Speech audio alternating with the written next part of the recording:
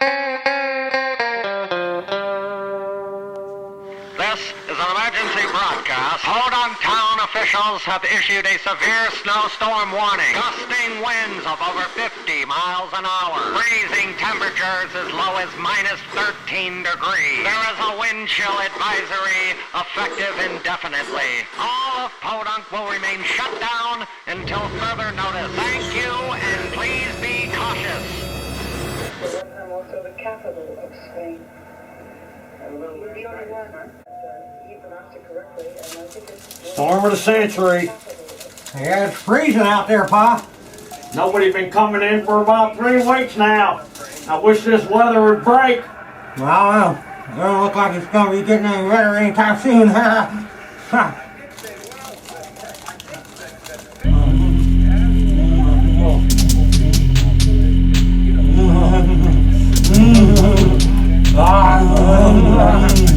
Junior, you gotta be chomping on them crackers like that. What? I'm just eating them like I normally do.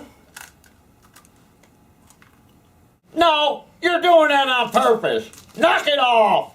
Jeez, Pa, what are you getting, cabin fever? This ain't a cabin, and I don't have a fever. So why don't you go in the back and get them spark plugs? Those new spark plugs? But they already came pre-gapped from the factory. I don't trust them people at them factories. You gotta be kidding me. You're losing it, Taryl. I pay you to do what I tell you to do, so do what I tell you to do.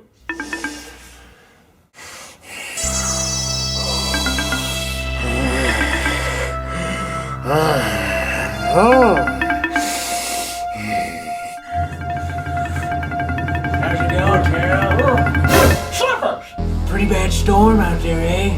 How'd you get here? County's got all the roads closed. Oh, don't worry about that. We got bigger fish to fry. Oh yeah? You brought fish? No, I'm talking about that kid of yours. He's no good.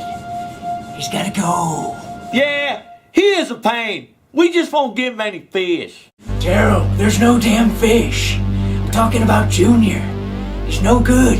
He's gotta go. And I need you to carry it out for me. Who is he talking to? Okay, if I do this, you promise to bring me some fish. Alright. We'll get you a nice little perch. But first, you gotta get rid of that kid. Make sure he's sleeping with the fishes. You dig? Yes, sir, Mr. Slippers, sir. I'll be sure to take care of that real quick. I sure love me some perch.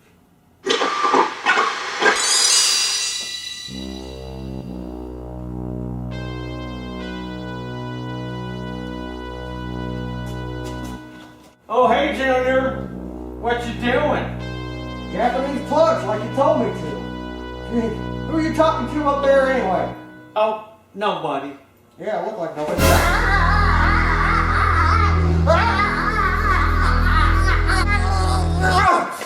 What are you doing, Pa? You're crazy. You can run, but you can't hide. You hear me, boy? You can run, but you can't hide.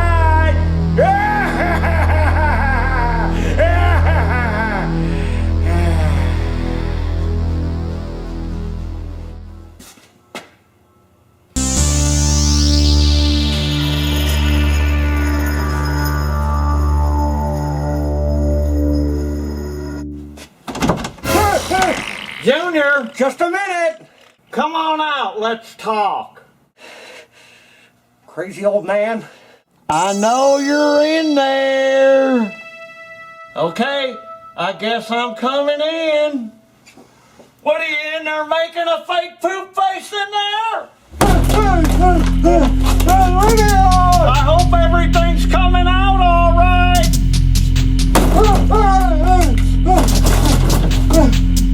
Do you need a coat hanger?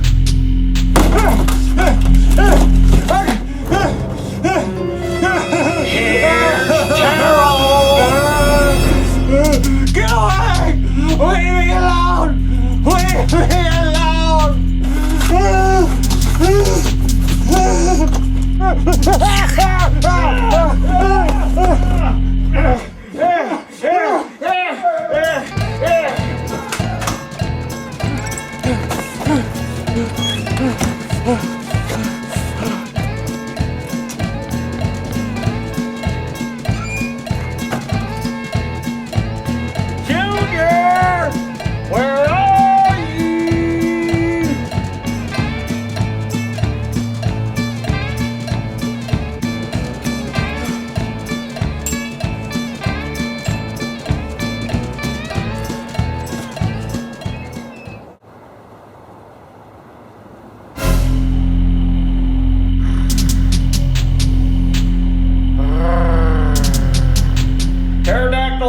here, and we're doing our first video for 2016. And let me tell you, we're into January here, we're into winter, and it's cold, and we're getting cabin fever, and I get a little crazy and start doing crazy stuff, but every year I get cabin fever. But anyway, we're gonna go over the Tecumseh Diaphragm Carburetor, which they use on a 4-cycle and 2-cycle engines. Now this one's on an Ariens 2.7 horse Tecumseh 4-stroke engine. This one's leaking gas, we got it pinched off. But I got one on a 2-cycle engine I'm going to show you over on the bench, and that's the one we're going to go over. Alright, here's that Diaphragm Carburetor on a Tecumseh 2-cycle engine. Now, like I said before, they use them on 2 and 4-cycle. It's a diaphragm operated carburetor, which means it's got a diaphragm underneath here, underneath this cover. And there's the part number for that diaphragm, 630978. And here's the needle and seat. It's got a needle and seat in it too. 630932A. It comes in this kit. You got to put it together. You got to put the seat in this brass fitting here. Years ago, they used to give it to you all assembled already, and they used to give you this tag. Used to come with the parts, so you knew which way to put the diaphragm on, because there's 2 different carburetors, and depending on which carburetor you got, depends on which way the gasket goes. See? So this carburetor, they're saying if there's a F stamped in it right here, you put the diaphragm with the ridge and then the gasket. But if you don't have the F, it goes opposite, just like this. Believe me, I've seen people try to do this themselves. They come in, they got the diaphragm in like this. Goes like this, ridge up. Now this carburetor here, see, there's no F.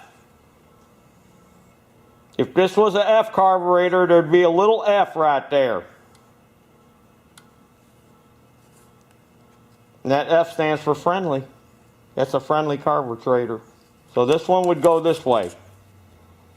Nope, I mean this one goes this way. No F, so it goes like that. So I'm going to go ahead, take the carburetor off like you always do, like I always tell you. Mark where everything goes. See where that spring goes? Get your little scratch tool, scratch a mark in it. Look at all these holes in there. Scratch a mark in there. Take these 2 bolts off. You take the carburetor off. But since I got this engine out, I'm just going to flip it upside down and we're going to pull that cover off. Okay, I took the screws off to remove the cover. There's the fitting. This is for the primer, or your primer bulb. Here's the diaphragm. It's a little hard. It's not real hard, but some of these I've seen are real hard. Here's your needle and seat. Now, 9/32 socket is what fits this. Now I had to grind it a little bit so it would fit in that cavity to remove the needle and seat.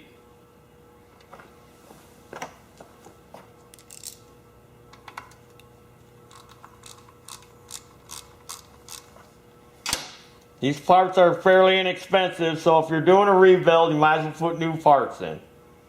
See, there's a spring, there's the needle, the rubber seat's down in there, a little gasket. When you buy the new needle and seat, it doesn't come together. Now you can get the Tecumseh tool, 670377, and again, the smooth side, and then there's the little ring.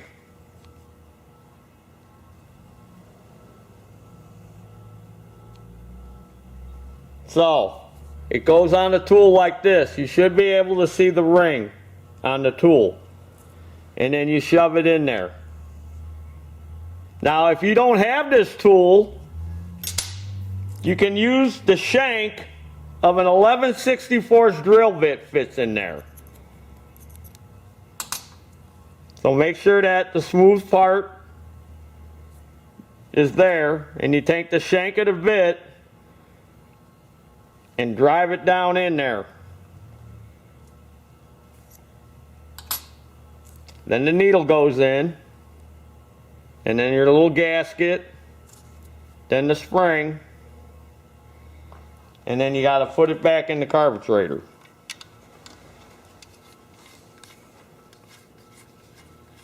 And take that 9/32 drill bit, or 9/32 socket, tighten it down. That's it for the needle and seat. Now you might want to take your screws out and replace the O-rings.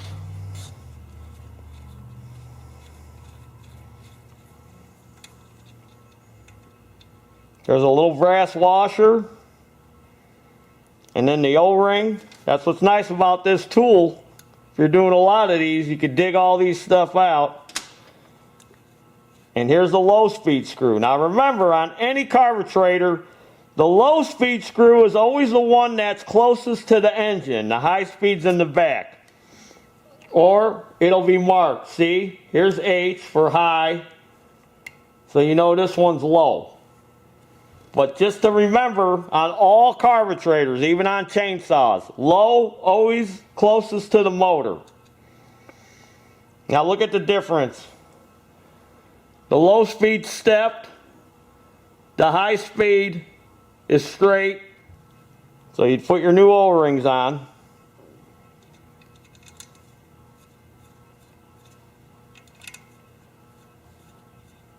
Put your screws in, turn them in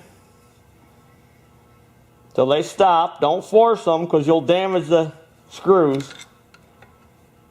And then 1/2, 1 1/4 it should be. Mr. Cameraman's stomach's growling. I'd go in 1 1/2. 1 1/2. It's a little rich, but then you can fine tune it from there once you get it running. Now, some models had a plastic screw. They eliminated one of these screws, blocked it off, and they just put a plastic one in there. 632102. And here's the plastic screw. Now the problem with plastic screw is sometimes it would break off. And what would happen when this breaks off? You got part of this screw is inside there and you can't get at it. So you know what I would do? I take a small screwdriver that fits in there, find one that fits in there, heat it up.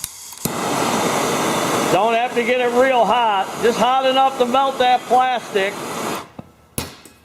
Shove the screwdriver in there and melt a slot into the broke off piece of the old screw. Then pull the screwdriver off, let it cool off. Now you just melted a slot in there, then go back in with the screwdriver and you should be able to unscrew that broken piece and then you can put the new one in. Okay, on this 4-cycle, this Ariens ST270, to take carburetor off, pull off choke knob, take these 2 screws out here that hold this heater box on, take the 4 screws out that hold the gas tank on, move the gas tank out of the way, disconnect the fuel hose, and you can see it's a little different butterfly on it, throttle shaft than the 2-cycle has. Take these 2 screws out and then go ahead and mark this hole again like I showed you before with the little scratchers so you get it right back in the same hole. Take these 2 screws out and then you can undo it from here, from the governor. That's only got 1 hole, so you know you're going to get it right back in there. And see, this length comes in from the bottom. But if you don't mark that hole, when you go to put it back together, you're going to go, oh, well, maybe it went in this hole. I don't remember. I didn't mark that hole, so mark the hole. And then we could take this over on the bench and then do the same rebuild like we do on the 2-cycle one. Okay, here's the carburetor I took off that 4-stroke.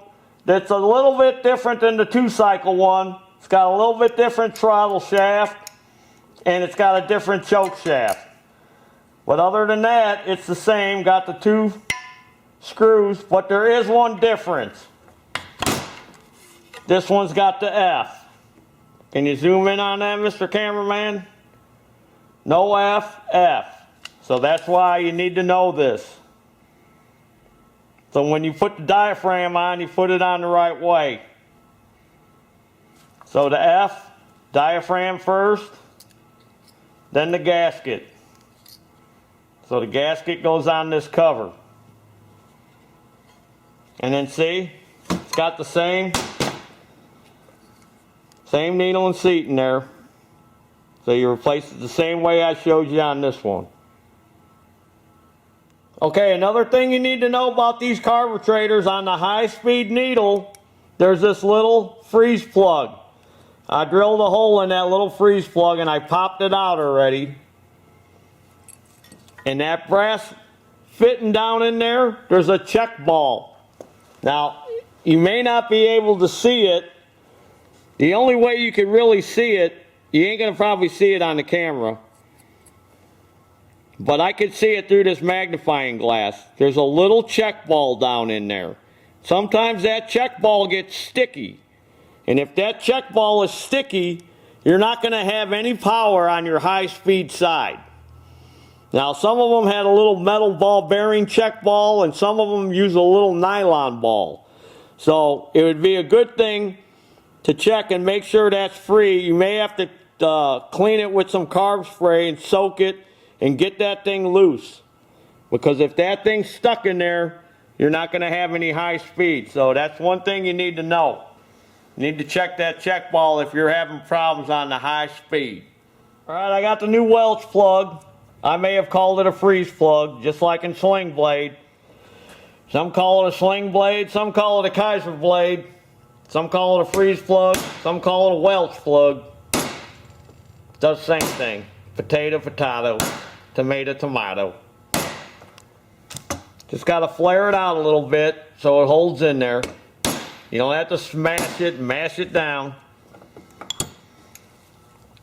Alright, that's how you reinstall that. So I'm going to go ahead and put a new needle and seat in this one, because this one came in because it was leaking the new diaphragm, and we're going to put it back on there and run it.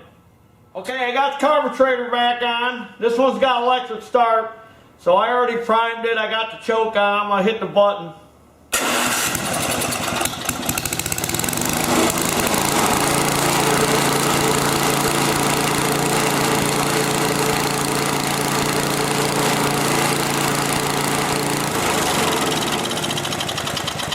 Key switch is broke too, that's why I had to kill it with a screwdriver. Now I started it and it was running a little rich, because I have them set at 1.5.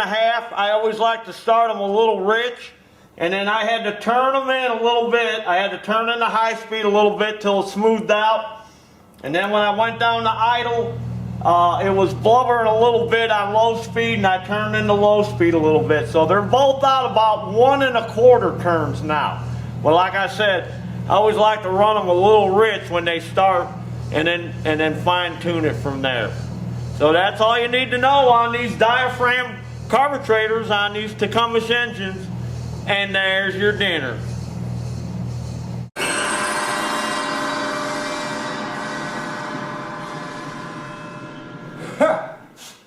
Crazy old Taryl. He got wild again. He does this every winter. Let's just say he needs a little time to cool off. He'll be back to his old crazy self come springtime.